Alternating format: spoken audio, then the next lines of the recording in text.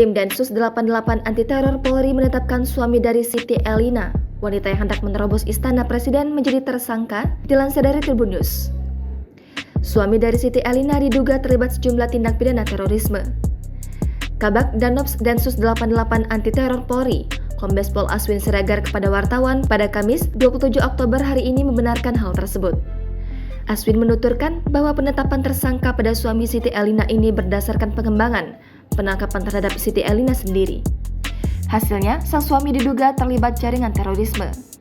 Kendati begitu, Aswin menambahkan bahwa sang suami tidak ada kaitannya dengan penyerangan Siti Elina ke istana. Menurutnya, sang suami hanya terlibat dalam jaringan terorisme. Sebelumnya diberitakan, Siti Elina, wanita yang menerobos Istana Presiden, diketahui terhubung dengan kelompok yang diindikasikan terlarang. Aswin menjelaskan hal itu diketahui usai dilakukan pemeriksaan awal kepada Siti Elina. Pasca dilakukan penangkapan, saat ditemui pasca konferensi pers di Polda Metro Jaya pada Rabu 26 Oktober kemarin.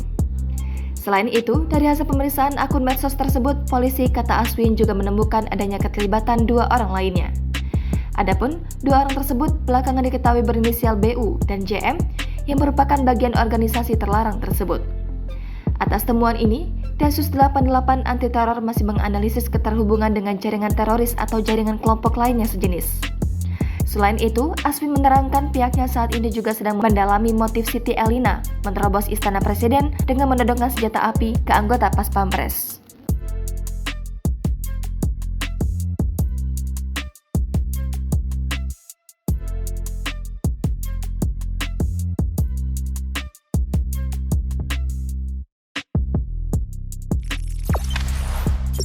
Jangan lupa subscribe, share, komen, dan like ya!